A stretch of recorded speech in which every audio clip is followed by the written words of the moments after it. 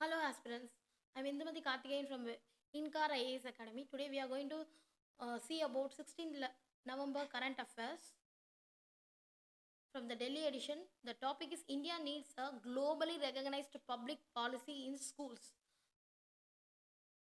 First of all, we must know that the context of the news was that structure of the the structure of the Indian political institutional landscape is why there is so such school till now. Why is the world largest democracy has yet to produce a world-class public policy institution? Yes, the United States, the European boast of institutions such as the F. Kennedy School of Government, that is Harvard Kennedy School, and the London School of Economics, which train leader who shape not only the national but global governance. Yet India, with its complex democratic structure and also urgent development challenges needed, sent to finance to be trained abroad. This is not for lack of policy schools.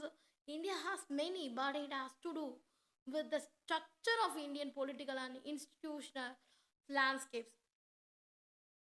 The executive as the reins, that is thriving public policies. Public policy institutions thrive only when they influence power and decision making. However, in India, there are limited access points for the public policy commentators, academics, and civil society groups of influence policy.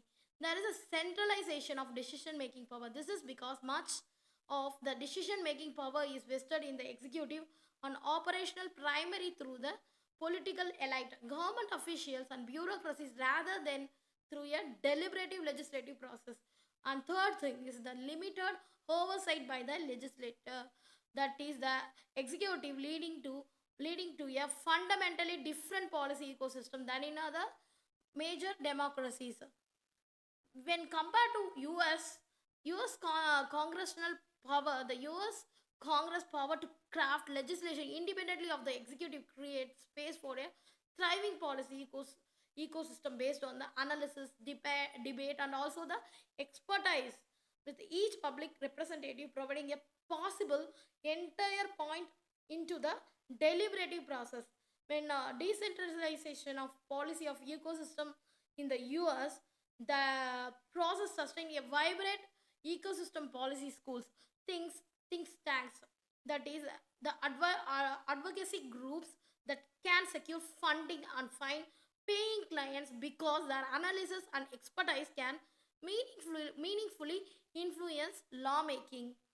What are the challenges behind in India? There is a centralization of power in India, but in India, the centralization of power with the executive and the party leadership within the political parties diminishes the influence of these groups unless these have access to top leadership and also align with the political priorities. And also there is a weak formalization of Indian state.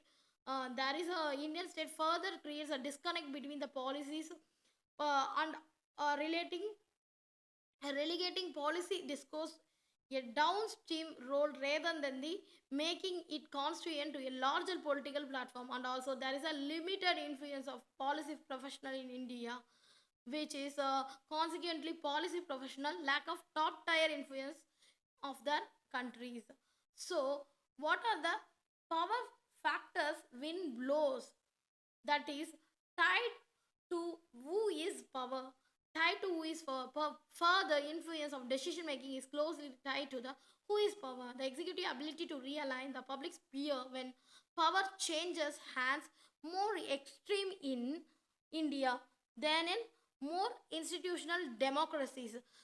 For fragility in public life, these creates those central of decision making can find themselves sidelined when regimes changes. And also there is a stabilization in institutionalized democracy, that is furthermore institutional democracies, think tanks, media, and civil society groups can maintain relative influence regardless of who is the power, which helps stabilize the policy ecosystems.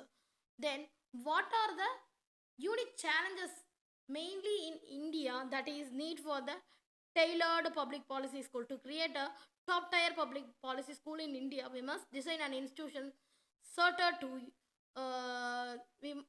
it's very much political reality where power is informal, personalized, and also heavily dependent on executive control. That is equipped student with policy expertise and also power dynamics. By understanding that is a there is a student with both traditional policy expertise and also an understanding the India's unique power dynamics. Second, the facilitating more stable of policy ecosystem.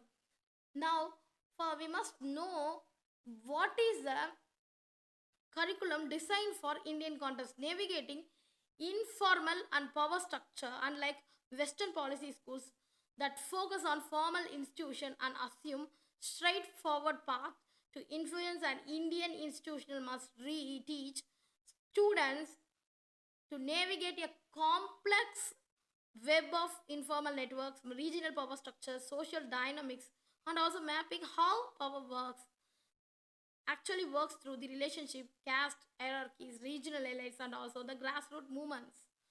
To learn beyond the policy theory, students need to learn not just a policy theory but also to effectively system where the power is opaque and unevenly distributed, where idealism must meet the pragmatism. There is the ability to adapt the local condition to create the real challenge. And also we must emphasizing the empathy in the leadership development, cultivating empathy for the people most promptly to do good for their country. To school must select the cultivate select for and cultivate empathy for the people of our country, and also avoiding top down dictates, that is too often empathy for the lived reality of people's lives is overlooked and leads up top down dictates that can wreak havoc of people's lives. Then what is the way forward? The need for space. We need political, finally, the current situation where political legitimacy and influence are tied too closely and executive heads can be have opportunity and instability, that facilitating broad institutional space is required. A school focused on the national building must facilitate a broad institutional space in which legitimacy and influence would based on the depth of the quality and also public intervention instead of proximity to power.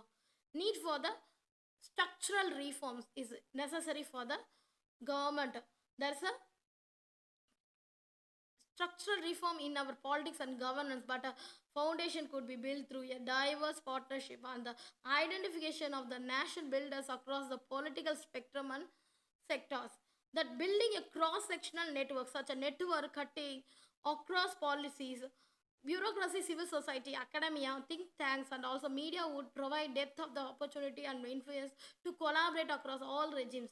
What was the conclusion? By creating a non-partisan yet politically aware space, the institution could further nurture the development professional who maintain the relevance despite of regime changes.